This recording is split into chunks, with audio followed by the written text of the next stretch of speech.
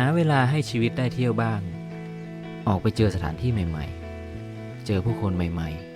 ๆไม่สำคัญว่าจะใกล้หรือไกลสำคัญคือให้จิตใจเราได้พักผ่อนบ้างแค่นั้นเอง